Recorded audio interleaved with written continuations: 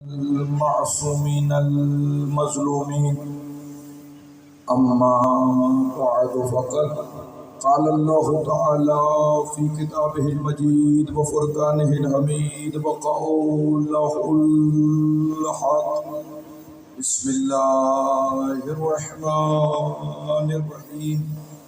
وإذ قال ربك للملائكة إني جاعل في الأرض خليفة.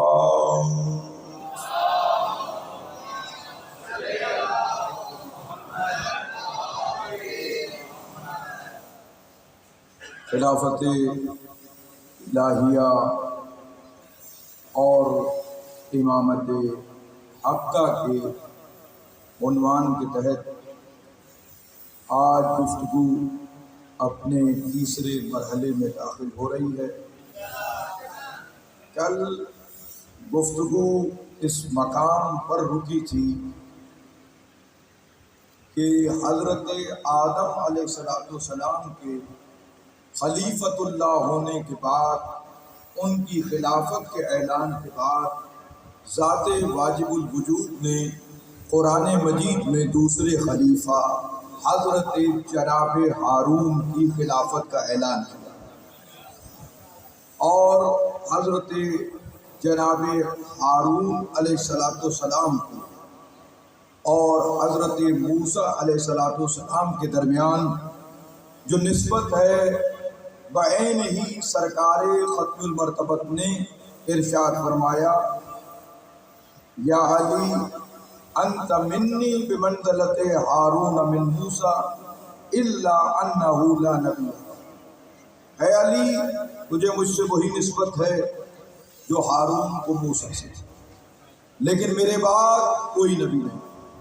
یعنی جو عہدے جناب ہارون کے پاس تھے، ان تمام عہدوں میں امیر المومنین رسول اللہ کے لیے ویسے ہی ہیں جیسے جناب ہارون علیہ السلام حضرت موسیٰ کے لیے تھے. یا الفاظ کو تبدیل کروں تو مثیل ہارون محمدی ہے. یعنی ہارون محمدی اگر اس امت میں کوئی ہے تو سرکار امیر المومنین کی ذات ہے. جب حضرت موسیٰ علیہ السلام اور جناب ہارون علیہ السلام دونوں انتقال کر گئے، اور یہ عرض کرتا چلوں کہ ایک نسبت حضرت ہارون کی امیر المومنین سے زیادہ ہے، اور ایک نسبت امیر المومنین کی اس تقابل یا اس کمپیریزن میں حضرت ہارون سے زیادہ. یعنی حضرت ہارون نبی ہیں اس لیے کار نبوت میں شریک ہیں، لیکن حضرت ہارون کے پاس وزارت ہے، خلافت ہے، وصایت نہیں ہے. بہت توجہ آپ. حضرت جناب ہارون حضرت موسیٰ کے وزیر ہیں، اور امیر المومنین حضرت محمد مصطفیٰ کے وزیر ہیں. حضرت جناب ہارون حضرت موسیٰ کی غیر موجودگی میں قوم پر خلیفہ ہیں. حضرت امیر المومنین پیغمبر کے بعد قوم پر خلیفہ ہیں. اگر موسیٰ کی قوم ہارون کو نہ مانے، ہارون کی خلافت پر فرق نہیں پڑتا، کیونکہ تقرر انسان سے خلیفہ نہیں بنے، اس لیے انسانوں کے ماننے کے محتاج. تیسری چیز، حضرت جناب علی علیہ السلام وصی پیغمبر ہیں، حضرت جناب ہارون وصی موسیٰ نہیں، کیونکہ وصی کا کام نبی کے آنکھیں بند کرنے کے بعد ہوتا ہے. وصی کہتے اسے ہیں جو نبی کے بعد نبی کی وصیت پر عمل کرے، جو نبی کے قرضوں کو ادا کرے. تو پیغمبر خدا نے یہی ارشاد فرمایا، اے علی تو ہی میرے قرضوں کو ادا کرے گا. تو حضرت جناب ہارون وصی نہیں ہے، بلکہ حضرت موسیٰ کے وصی کو حضرت یوشع بن نون علیہ السلام کہتے ہیں، وہ وصی حضرت موسیٰ. تو تو اب گفتگو اس منزل پر آئی کہ جب حضرت جناب موسیٰ علیہ السلام اور حضرت جناب ہارون علیہ السلام اس دنیا سے رخصت ہوئے، ان کے رخصت ہونے کے بعد جب بنی اسرائیل کچھ عرصے تک تو غالب رہے لیکن پھر انحراف کیا، اپنے راستے سے ہٹے، تو اللہ نے ان پر جالوت نامی ظالم بادشاہ کو مسلط کر دیا۔ اور یہ واقعہ کوئی قصہ کہانی نہیں ہے، سورہ بقرہ کی آپ آیتیں پڑھیں گے 246 247 248 245، تو ان 4-5 آیات میں جو میں تقریر کر رہا ہوں اس کا سارا سینٹرل آئیڈیا مل جائے۔ تو حضرت جناب موسیٰ اور ہارون علیہ السلام کے رخصت ہونے کے بعد جب بنی اسرائیل نے انحراف کیا تو ایک ظالم بادشاہ جالوت ان پر مسلط ہو گیا، جو ان کی عورتوں کو کنیز بنانے لگا، ان کے بچوں کو قتل کرنے لگا۔ اس منزل پر حضرت جناب موسیٰ اور ہارون کے بعد کیونکہ وہ دونوں رخصت ہو گئے، اس دور میں سموئیل نبی ایک موجود تھے، ان کے پاس گئے، اے نبی اللہ ہم پر بڑا ظلم ہو رہا ہے، جالوت ہم پر ظلم کر رہا ہے، آپ کوئی اللہ کی طرف سے ہمارے لیے بادشاہ، ہمارے لیے سردار کی تقرری کا کہیں تاکہ اس سردار کی سرداری میں ہم جہاد کریں اور اس جالوت کا خاتمہ کریں اور ہم آزادی کی زندگی گزار سکیں۔ تو حضرت سموئیل جانتے ہیں، بنی اسرائیل کی خصلتوں سے واقف ہیں، کہ میں اللہ سے درخواست کروں تم پر جہاد واجب ہو جائے اور پھر تم لڑنے کے لیے تیار نہ ہو تو پھر اس سے زیادہ عذاب آئے گا، اس سے بڑی مشکل میں پڑ جاؤ گے۔ کہ اب اس سے زیادہ مشکل میں کیا ہو، ہماری بیویوں کو کنیزیں بنا رہا ہے، ہمارے بچوں کو ذبح کر رہا ہے، ہمارے ساتھ ظلم کر رہا ہے، ہم پہلے ہی مصیبت میں ہیں، ہم اس مشکل سے چھٹکارا چاہتے ہیں۔ حضرت سموئیل نے مناجات کی، اللہ کی طرف سے وحی نازل ہوئی کہ اس قوم پر ہم نے طالوت کو سردار مقرر کیا ہے۔ اب جناب طالوت کی سرداری آ گئی، حضرت طالوت سردار بن گئے۔ اب وہ جو حضرت سموئیل کے پاس گزارش لے کے گئے تھے کہ سرکار آپ ایک ہمارے لیے سردار مقرر کر دیجئے، ایک بادشاہ مقرر کر دیجئے، وہی لوگ کہنے لگے یہ آپ نے کس کو مقرر کر دیا، یہ تو غریب ہے، یہ تو پیسے والا نہیں ہے، اس کے پاس تو دولت کم ہے۔ تو اس منزل پر قرآن نے کوالیفیکیشن بیان کی کہ سردار کیسا ہوتا ہے، سردار کی کوالیفیکیشن کیا ہے۔ تو سورہ مبارکہ بقرہ میں ارشاد ہوا ان اللہ اصطفاہ علیکم، اللہ نے اسے مصطفیٰ کیا ہے، اسے چن لیا ہے، علیکم تم پر، وزادہ بسطۃ فی العلم والجسم، اللہ نے اسے جو مصطفیٰ بنایا ہے، اسے جو منتخب کیا ہے، اسے جو سلیکٹ کیا ہے، اسے جو چن لیا ہے طالوت کو، وہ مال و دولت پر نہیں چنا ہے، دو صفات پر چنا ہے، ایک علم ہے، ایک شجاعت ہے، یہ سب سے بڑا عالم ہے، یہ سب سے بڑا شجاع ہے۔ تو معلوم ہوا جس کے پاس علم زیادہ ہو، جس کے پاس شجاعت زیادہ ہو، اسی کو سردار بننا زیب دیتا ہے۔ اب میں سوال کرتا ہوں کیا امت میں علی سے بڑا کوئی عالم اور شجاع تھا؟ سلامت رہیے۔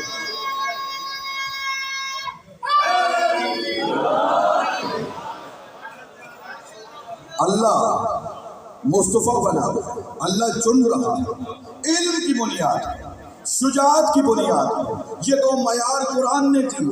کہا ٹھیک ہے آپ کہہ رہے ہیں طالوت کو چن لیا ہے، لیکن ہمیں کوئی نشانی بھی تو ہو کہ یہ خدا نے چنا ہے۔ عجیب لوگ ہیں، نشانیاں مانگ رہے ہیں، نبی کے کہنے پر نہیں مانگ رہے، کہ نشانی چاہیے، کہ نشانی مل جائے گی کہ جو تابوت سکینہ تم سے چھن چکا ہے اسے فرشتے جس کی دروازے پر لے آئیں وہی سردار۔ اب وہ جو تابوت سکینہ، یہ تابوت سکینہ کیا ہے جس کی یہودی بڑی تلاش میں ہے؟ کہ تابوت سکینہ ایک باکس ہے، بکسہ ہے، شیعہ سنی تفاسیر میں یہی لکھا ہے، یہ وہ بکسہ ہے جس میں حضرت موسیٰ کو ڈال کر حضرت موسیٰ کی والدہ نے نیل کے تھپیڑوں کے حوالے کیا تھا، یعنی نیل کے دریا میں جب ڈالا تھا تو اس باکس میں ڈالا تھا، اسے تابوت سکینہ کہتے ہیں۔ تو بھئی تابوت سکینہ میں ڈالا، اس کی عظمت ہے، یہ متبرک ہے، یہ برکت والا ہے، یہ تبرکات میں شامل ہے۔ صاحب یہ برکت والا کیوں ہے؟ کہ حضرت موسیٰ کو کچھ دیر حفاظت کی ہے۔ بھئی کتنی دور ہے؟ کہ بہن کلثوم تو ساتھ چل رہی تھی، چند قدم آگے چلا، موسیٰ کا جو باکس تھا جسے تابوت سکینہ کہتے ہیں وہ ٹکرایا فرعون کے محل کی دیوار سے۔ بہن نے دیکھ لیا کہ یہ فرعون کے گھر تک پہنچا ہے، چند قدم بہن چلی ہے، یعنی زیادہ دیر حفاظت نہیں کی، تھوڑی دیر۔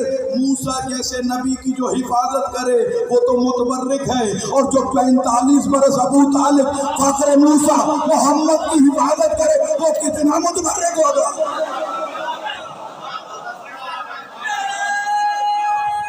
سلامت رہیے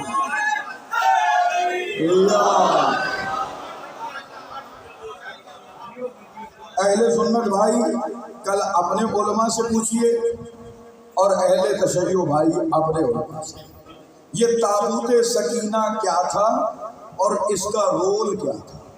یہ دو باتیں پوچھیں اور اس میں تھا کیا؟ تو اس میں تبرکات سے حضرت موسیٰ علیہ السلام و ہارون، اس میں الواح تورات تھی، توریت تختیوں پر آئی تھی، وہ تختیاں اس میں تھی۔ اس میں تبرکات کے اندر حضرت موسیٰ کا عصا تھا، اس میں تبرکات کے اندر حضرت ہارون کا کرتا تھا، اس میں تبرکات کے اندر حضرت موسیٰ کی زرہ تھی، اس میں تبرکات کے اندر حضرت موسیٰ کے نالین تھے۔ نبی کی جوتیاں بھی متبرک ہوتی ہے۔ یہ تبرکات میں ہے۔ اب یہ کیا کام کرتا تھا؟ اب یہ جو پلٹ کے آیا جناب طالوت کے دروازے پر، جسے اللہ نے منتخب کیا تھا، جس کے دروازے پر فرشتے تابوت سکینہ لائیں، اسے طالوت کہتے ہیں۔ وہ اللہ کا سیموئیل کے چنا ہوا، یعنی سیموئیل کے بعد والا ہے، اور جو علی ہے اسے وہ کہتے ہیں کہ جس کے دروازے پر سید الملائکہ درزی بن کے آئے اور کہ انا خیاط الحسن،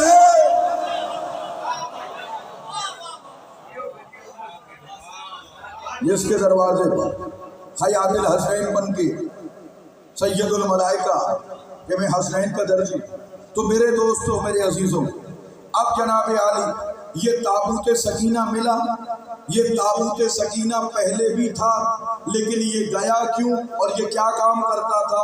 کہ تابوت سکینہ کا کام یہ تھا کہ بنی اسرائیل جب جہاد کے لیے اپنے مخالفین کے مقابلے میں جاتے تھے تو ایک شخص تابوت سکینہ کو سب سے آگے آگے لے کے چلتا تھا، یعنی سب سے آگے اس کو لے کے رکھتے تھے اور لشکر پیچھے ہوتا تھا، اور اللہ اس تابوت سکینہ کی برکت سے انہیں فتح دے دیتا تھا۔ بھئی فتح تابوت سکینہ نہیں دیتا تھا، فتح اللہ دیتا تھا، لیکن وسیلہ تابوت سکینہ بنتا تھا۔ بنی اسرائیل کی فتح کا وسیلہ سمجھ میں آیا، اس امت کی فتح کے وسیلے کو کیا کہتے ہیں؟ صحیح بخاری میں روایت نہ ہو تو اسد رضا مجرم بخاری لکھتا ہے جب خیبر فتح نہیں ہو رہی تھی، پیغمبر نے کہا کل میں علم اسے دوں گا جو قرار غیر قرار ہوگا، اللہ اور اس کے رسول کو دوست رکھتا ہوگا، اللہ اور اس کا رسول اسے دوست رکھتے ہوں گے، اللہ اس کے ہاتھوں پر فتح دے گا، فتح اللہ دے گا، وسیلہ علی بنے گا۔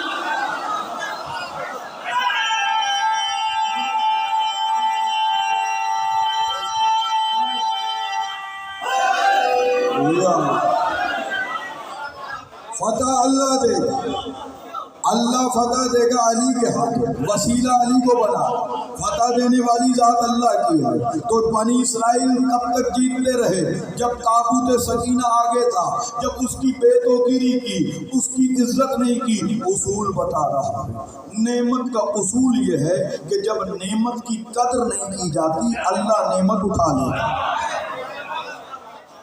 جب نعمت کی قدر نہیں کی جاتی اللہ اس نعمت کو اٹھا لیتا ہے اس قوم سے، وہ نعمت ان کے پاس نہیں رہتی۔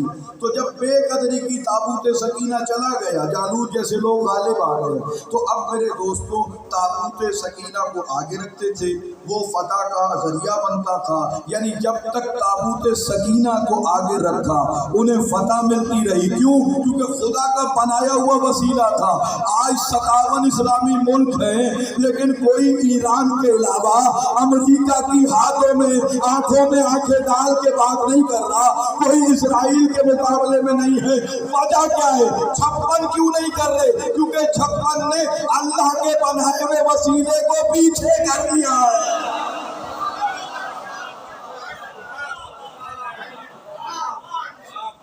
جو اللہ کے بنائے ہوئے وسیلے کو پیچھے کر دیتا تو پھر کامیاب نہیں ہوتا۔ تو میرے محترم ہیں، میرے عزیزم، اب حضرت جناب طالوت نے لشکر تیار کیا جالوت کے مقابلے۔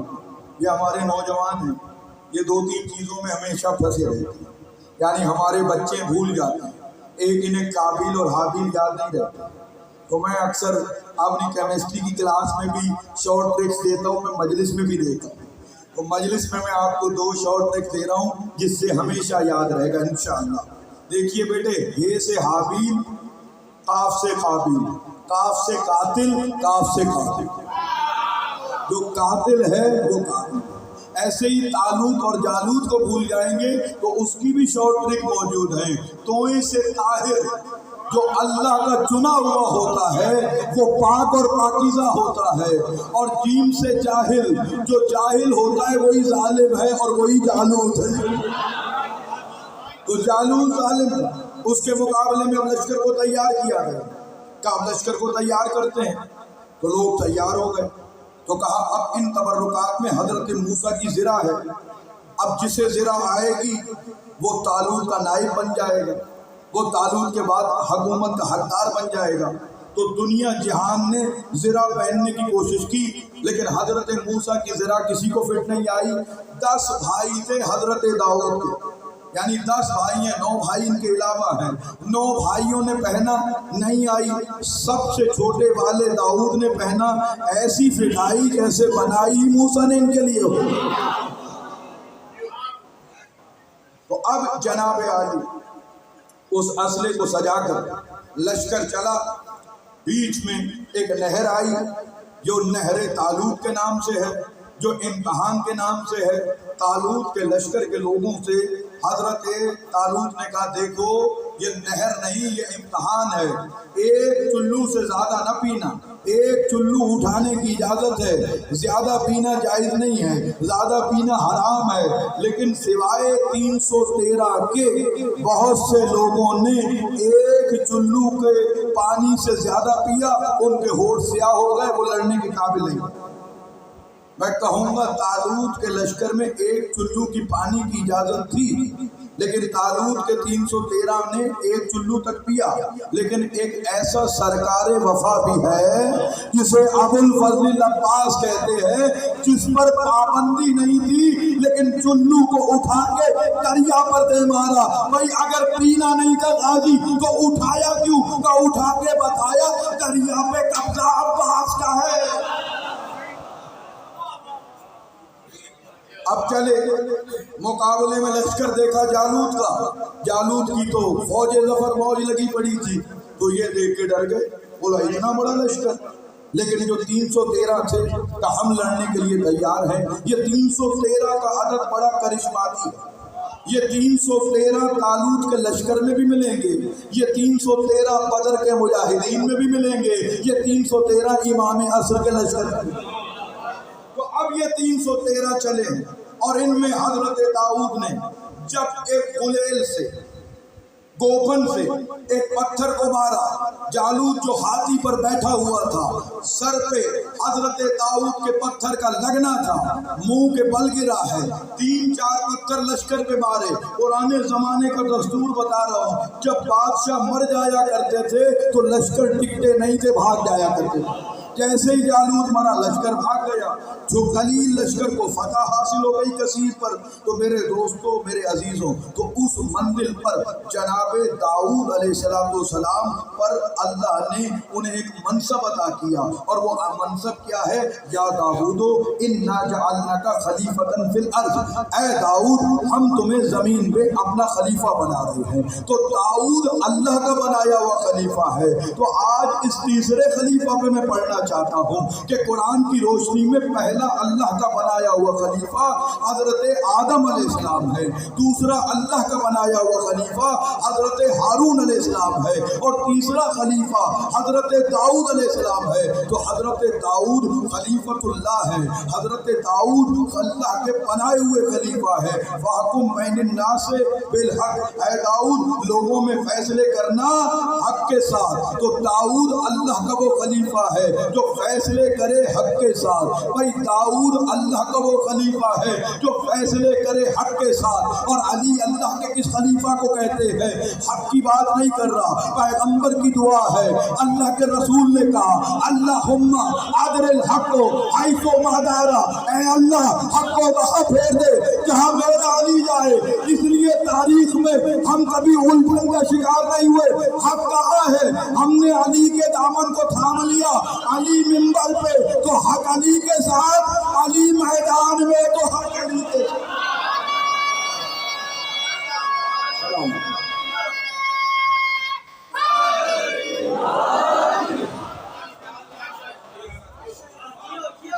ہم کسی تاریخ کے دور میں کنفیوز نہیں رہے، ہمارے سامنے حق کرسٹل کلیئر ہے کہ جہاں امیر المومنین کی ذات ہے، کیونکہ ہمیں رسول صادق کے فرمان پر یقین کامل ہے کہ پیغمبر نے فرمایا الحق مع علی، علی مع الحق، حق علی کے ساتھ ہے، علی حق کے ساتھ ہے۔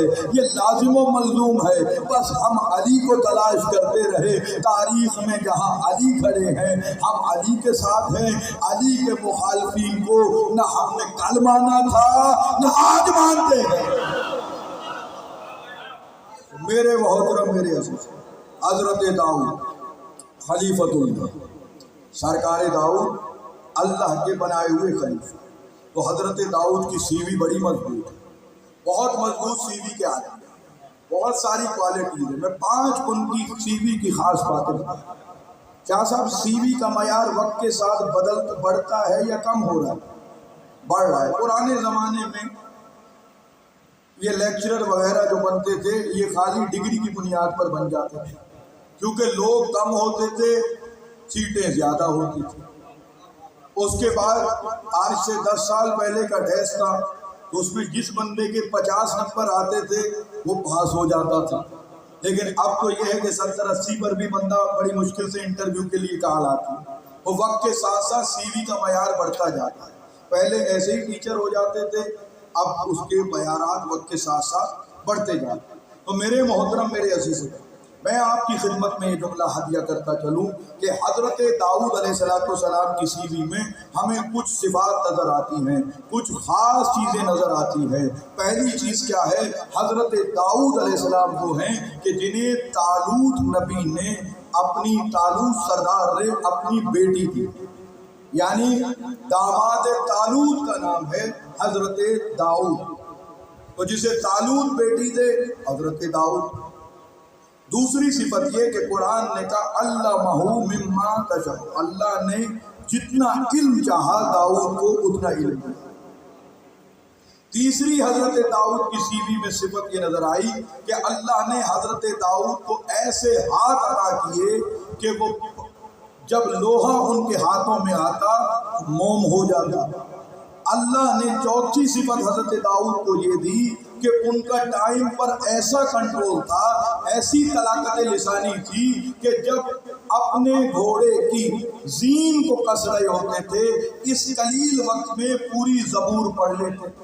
پانچویں چیز یہ کہ اللہ نے انہیں ایسا لہجہ عطا کیا کہ پرندے بھی رک جاتے تھے، انسان بھی رک جاتے تھے، پورے زمانے پر ایک عجیب کیفیت طاری ہوتی تھی اور لوگ کہتے تھے داؤد کے لہجے میں خدائی بول رہی ہے، داؤد کے لہجے میں خدائی بول رہی ہے۔ یہ 5 کوالٹیز ہیں یہ داؤد کی کوالٹیز ہیں. آئیے فخر داؤد کو دیکھتے ہیں, آئیے فخر داؤد علی کو دیکھتے ہیں کہ یہ کوالٹیز کا معیار کہاں تک پہنچا ہے, یہ سیڑھی کتنی بلند ہو گئی ہے. بھائی حضرت طالوت کو پہلی چیز کیا ملی؟ بیٹی. شاباش کہ حضرت طالوت نے اپنی بیٹی بیائی ہے حضرت جناب داؤد علیہ السلام سے. تو طالوت کا داماد بنے اسے کہتے ہیں داؤد نبی, اور جو سید الانبیاء محمد مصطفیٰ کا داماد بنے اسے علی ابن ابی طالب کہتے ہیں.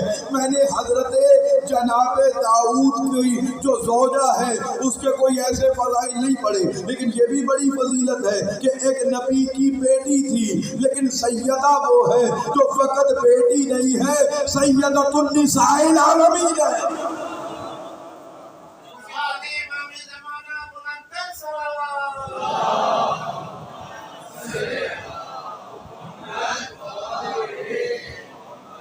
حضرت جناب داؤد کو اللہ نے علم لدنی عطا کیا, اپنے علم کا کچھ حصہ عطا کیا.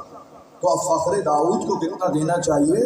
تو سورہ یاسین نے کہا وَكُلَّ شَيْءٍ أَحْصَيْنَاهُ فِي إِمَامٍ مُبِينٍ کہ ہم نے ہر چیز کا احصاء کر دیا ہے امام مبین میں. جب یہ آیت نازل ہوئی تو اس منزل پر ایک صحابی نے کہا یا رسول اللہ کیا امام مبین سے مراد توریت ہے؟ کہ نہیں. کہا کیا امام مبین سے مراد انجیل ہے؟ کہ نہیں. کہا امام مبین سے مراد زبور ہے؟ کہ نہیں. کیا امام مبین سے مراد قرآن مجید ہے؟ کہا نہیں. جب رسول نے 4 دفعہ نہیں کہا, اتنے میں علی ابن ابی طالب اپنے حجرے سے برآمد ہوئے. مصطفیٰ نے انگلی کا اشارہ کر کے کہا ان ھذا ھو الامام المبین, یہ امام مبین علی ہے. یہ امام مبین علی کی علم وَكُلَّ شَيْءٍ أَحْصَيْنَاهُ فِي إِمَامٍ مُبِينٍ, ایسا علم علی کو عطا کیا. اور اس کے بعد تیسری چیز حضرت داؤد کے لیے پروردگار عالم نے لوہے کو نرم کر دیا. بھائی لوہے کو نرم کرنا آسان نہیں ہے, پوری اسٹیل مل لگانی پڑتی ہے. ان لوہے کو نرم کرنے کے لیے تو اسٹیل مل لگائی جاتی ہے تاکہ لوہے کی مولڈنگ کی جا سکے, اپنی مرضی کے سانچے میں ڈھالا جا سکے. تو اب کسی اسٹیل مل والے سے کہیے کیا آپ پتھر کو بھی نرم کر سکتے ہیں؟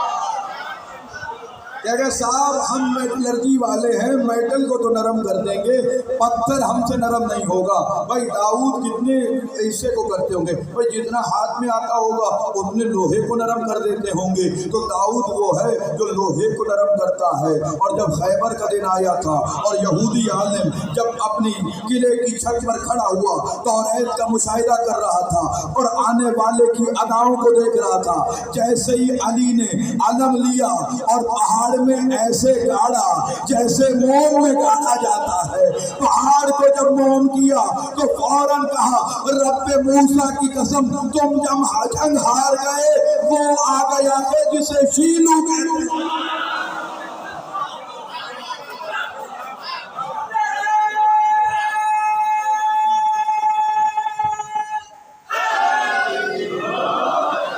تو جو پہاڑ کو موم کی طرح نرم کر دے اسے فخر داؤد علی ابن ابی طالب کا. تو اب یہ 3 چیزیں آ گئی. چوتھی چیز کیا ہے؟ چوتھی چیز یہ ہے اللہ نے ایسی طلاقت لسانی دی, ایسا زبان پہ کنٹرول دیا, ایسا ٹائم کو پہ تصرف حضرت داؤد علیہ السلام کو دیا کہ زین کسنے کے قلیل وقت میں پوری زبور کو پڑھ لیتے. اما زین کسنے کے لیے بھی کوئی 5-7 منٹ تو لگتے ہوں گے, تو 5-7 منٹ میں جو زبور کو پڑھ لے. آج زبور موجود ہے اگرچہ تحریف شدہ حالت میں, لیکن زبور بہت موٹی کتاب نہیں ہے, چند نغمات ہیں, زیادہ لینتھی کتاب نہیں ہے. قرآن اس کے مقابلے میں بہت زیادہ ورق رکھتی ہے, قرآن اس کے مقابلے میں زیادہ پیجز رکھتی ہے. تو وہ داؤد ہے جو تھوڑے سے وقت میں 5-7 منٹ کے وقت میں پوری زبور کو پڑھ لیتا ہے, اور وہ فخر داؤد ہے. اور کتاب کا حوالہ پہلے دوں گا, شواہد النبوت میں اہل سنت کے عظیم عالم عبد الرحمن جامی لکھتے ہیں کہ حضرت علی کو اللہ نے یہ قدرت دی کہ جب وہ گھوڑے پر سوار ہوتے پیر کو ایک رکاب سے دوسری دین آپ کے رکھنے کے وقت میں پورا قرآن پڑھ لیتے تھے۔ سلامت رہیے، صلوات پڑھیے محمد۔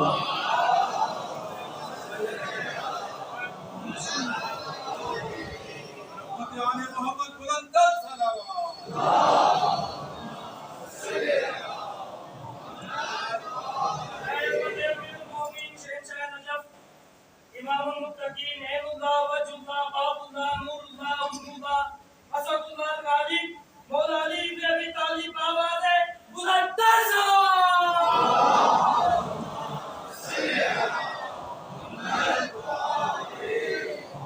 پانچویں صفت کیا ہے سیوی میں کہ حضرت داؤد جب وہ زبور کی تلاوت کرتے تھے تو لوگ کہتے تھے کہ داؤد کی زبان میں خدائی بول رہے، تو خدائی لہجے میں کلام کر رہا ہے۔ ایسا اس کی زبان میں ایک اثر اللہ نے پیدا کیا کہ لوگ یہ کہنے پر مجبور ہیں، تو حضرت داؤد کے لہجے میں خدائی بول رہے ہیں۔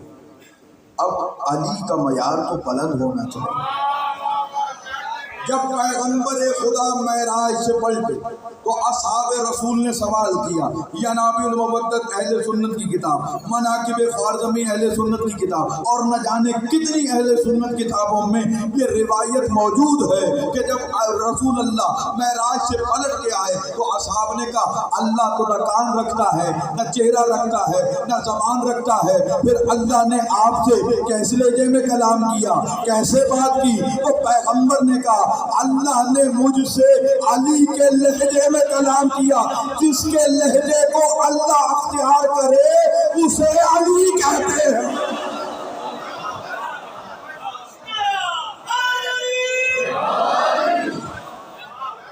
جو اللہ کے لہجے، اللہ جس کے لہجے میں کلام، یہ اللہ کی مرضی ہے، چاہے تو درخت کے ذریعے بات کرے، چاہے تو علی کے لہجے میں بات کرے۔ درخت کے ذریعے کوئی بات کی بات کرے تو کسی کو اعتراض نہیں، علی کے لہجے میں بات کرے اعتراض۔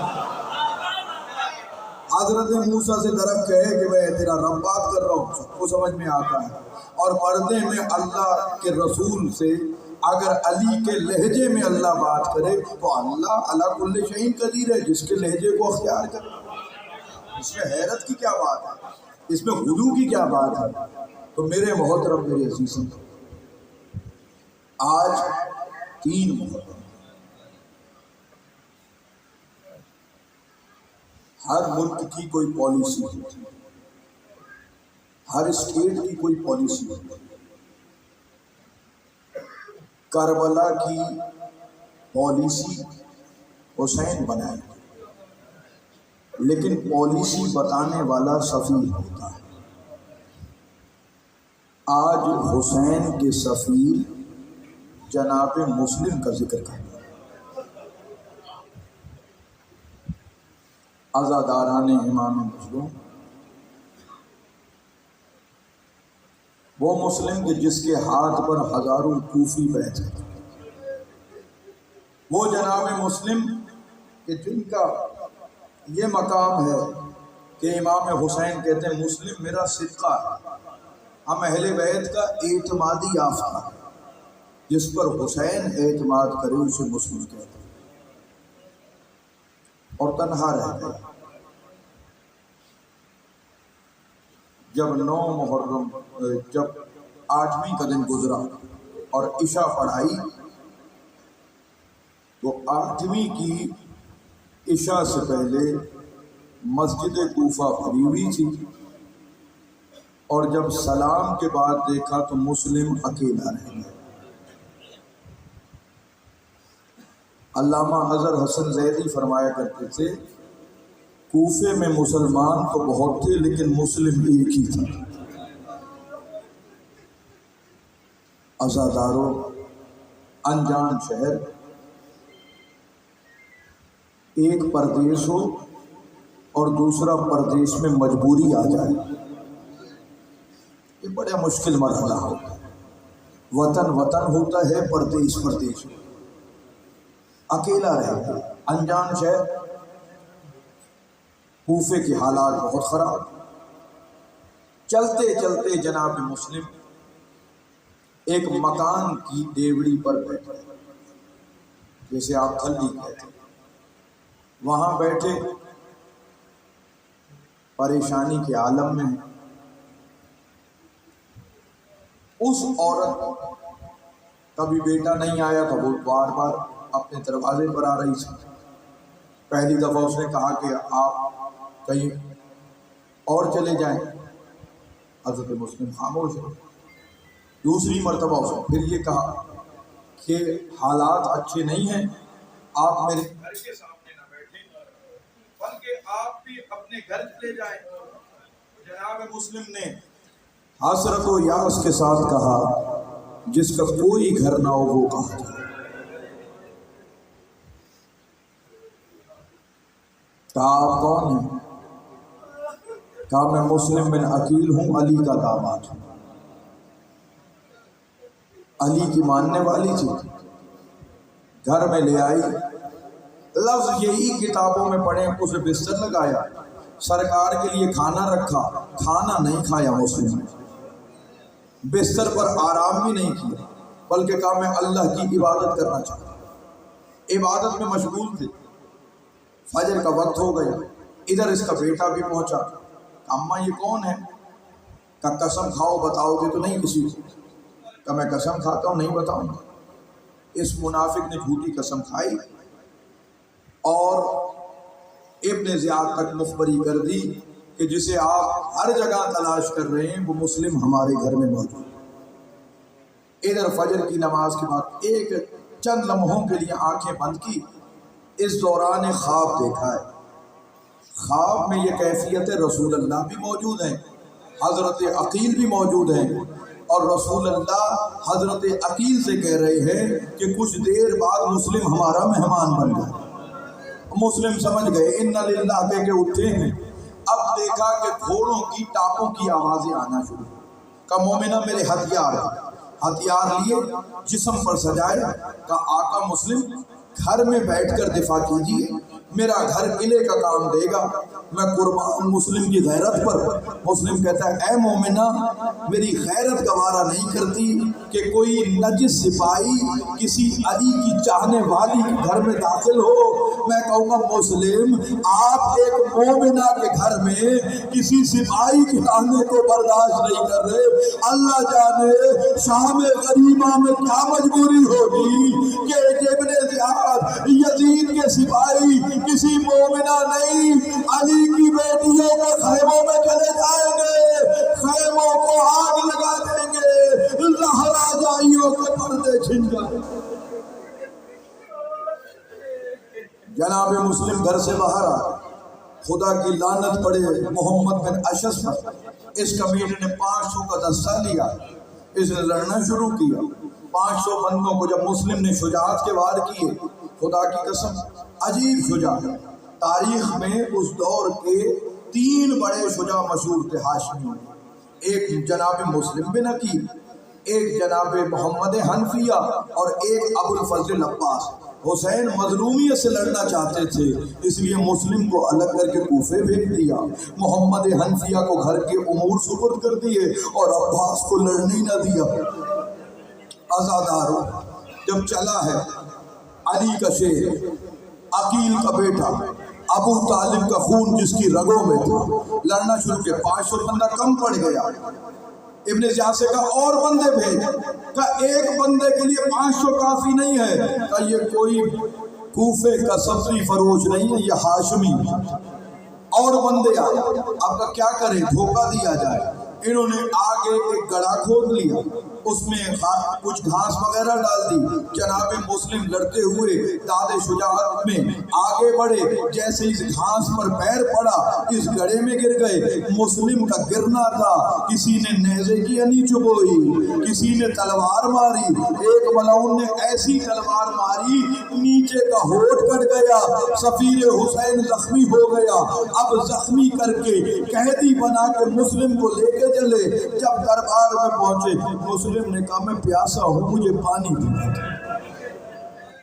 او سید و غیر سید ہو، لفظ یہی ہے کتاب میں۔ مسلم کو پانی ملا، مسلم نے پانی اٹھایا، खून आया, मुस्लिम ने पानी छोड़ दिया, कहा एक और जाम दो, एक और जाम आया, अब जो पीना चाहा तो दो दांत गिरे। मुस्लिम ने कहा अब रिस्क मेरी किस्मत में नहीं है, मैं प्यासा ही जाना चाहता हूँ, अब किताब पे लफ्ज नहीं है, मेरा दिल कहता है अजब नहीं अल्लाह की तरफ से यही मशीयत में हो, क्योंकि प्यासों के काफिले का करबला का पहला शहीद मुस्लिम है। जब सब प्यासे हैं तो मुस्लिम भी प्यासा ही शहीद हो, वरना कल को असगर महशर के मैदान में कह दे मैं आपसे छोटा था, मैं तो प्यासा बारगाह इलाही में गया, आप तो सफीर हुसैन थे, आप कैसे पानी पी के आ गए। अज़ादारो, मुस्लिम ने जब पहुंचे दरबार में पहुंचे, मुस्लिम दरबार में पहुंचे, जनाब मुस्लिम ने एक कमीने ने कहा मुस्लिम इब्ने ज़ियाद को सलाम करो। मुस्लिम ने जुमला ये कहा, करबला की पॉलिसी बता दी का माली अमीरुल गैरिल हुसैन, मेरा हुसैन के सिवा कोई अमीर नहीं है, मैं इसे सलाम नहीं कर सकता। इब्ने ज़ियाद के दरबार में जनाब मुस्लिम को जब दरबार से ले जाया गया, मुस्लिम की आंखों में इब्ने ज़ियाद के सामने आंसू आ गए। कि मुस्लिम तूने तो अभी इतनी फौजें मारी हैं, अब मौत को देख के रो पड़ा। कि मौत को देख के नहीं रोया, मैं हुसैन को खत लिख चुका हूँ, आका हुसैन आ जाइए, मौला हुसैन आ जाइए, कूफे के हालात साजगार है, दुख ये है हुसैन अकेला नहीं है, बतूल की बेटियां भी साथ। आजादारो, जनाब मुस्लिम का सर बुलंद था, दरबार से रुखसत हुए, तब मुस्लिम को कत्ल कर दिया जाए, दारुल अमारा की छत पे ले जाया गया। मुस्लिम ने कहा मुझे 2 रकत नमाज पढ़नी दो। हुसैन के सिपाही, हुसैन के सफ़ीर ने शहादत से पहले 2 रकत नमाज पढ़ी है। 2 रकत नमाज पढ़ने के बाद जनाब मुस्लिम की जब जलाल ने सर को खींची पे तलवार खींची, तो मुझे एक मरतबा कूफे के लोगों से बात करनी थी। अब जो दारुल अमारा की दीवार से गर्दन को आगे बढ़ाया और सर को उठा के कहते हैं, ऐ कूफे वालों, अगर तुम्हें मेरे 2 यतीम बेटे मिल जाए तो उन्हें यतीम समझ के न मारना, उन्हें उनके मामू अब्बास के हवाले कर दे। आज़ादारा ने इमाम मज़लूम जल्लाद ने तलवार खींची, मकाम ज़ातुल अरक पर हुसैन ने रोना शुरू किया। बतूल का जब बेटा रोया है, शरीकतुल हुसैन सैयदा ज़ैनब से बर्दाश्त न हो सका, भाई के पास पहुंची, तो भैया बहन आशिक बहन है भाई की, तो भैया क्यों रोता है? तो बहन बर्दाश्त कर सके एक मंजर दिखाऊं। तो भैया क्या मंजर है? हुसैन ने एजाज़े इमामत के हाथ को बुलंद किया, मेरी उंगलियों के दरमियान दे। अब जो पर्दे हटे हैं, तलवार है, मुस्लिम तन्हा है, जल्लाद तलवार खींचे हुए है। सैयदा ज़ैनब ने रोना शुरू किया, इधर बीबी ज़ैनब रोने लगी है, इधर सैयदा ज़ैनब रोने लगी है। अज़ादारो, उम्मुल बनीन का बेटा अब्बास दौड़ता हुआ आया, तो गुलाम की जिंदगी में आका और आकाज़ादी रोने लगे। क्या बात है? हुसैन कहते अब्बास, बाबा अली वाला जलाल न दिखाए तो एक मंजर दिखाऊं। तो बाबा क्या मंजर है?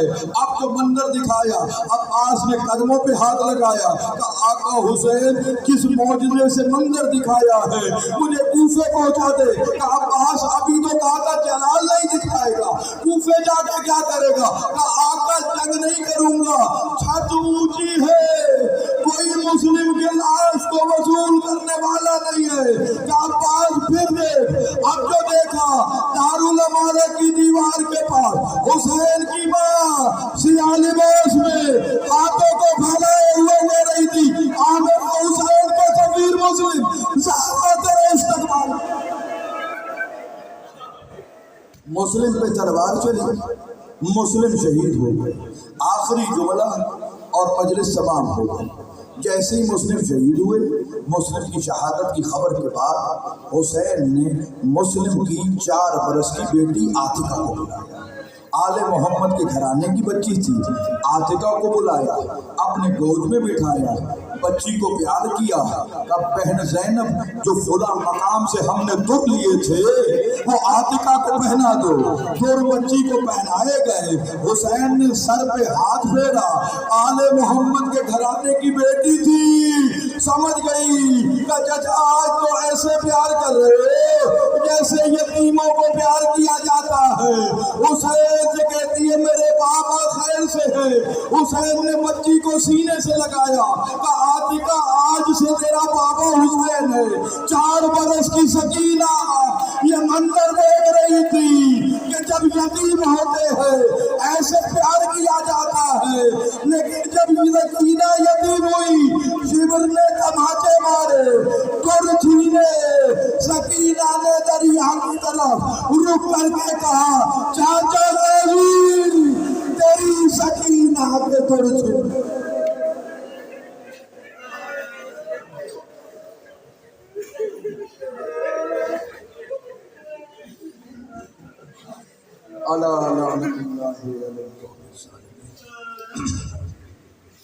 آنے والے محمد و آل محمد کے صدقے ہمارے اس گریے کو، مومنین کی صداؤں کو، مومنین کے اس گریے کو مجھ حقیر تقصیر کے پڑھنے پر مالک ان صداؤں کو، اس گریے کو بروز محشر امام حسین کی مظلومانہ شہادت کے مقدمے میں بطور گواہی ہے۔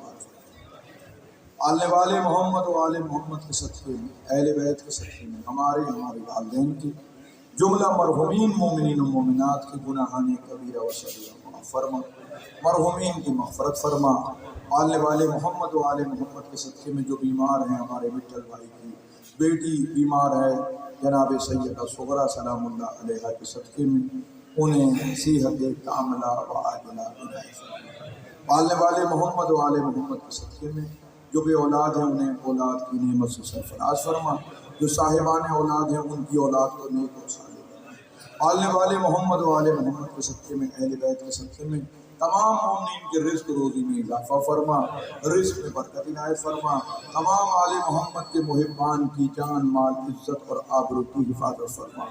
تمام دعاؤں میں سب سے اعلیٰ و عارفہ دعا حجت دورہ امام عصر کے ظہور میں تعبیر فرما۔ اس وقت تک موت نہ دینا جب تک حجت دورہ ہم سے راضی نہ ہو۔ ربنا تقبل منا انک انت السمیع العلیم برحمتک یا ارحم الراحمین۔ اللہم صلی علی محمد۔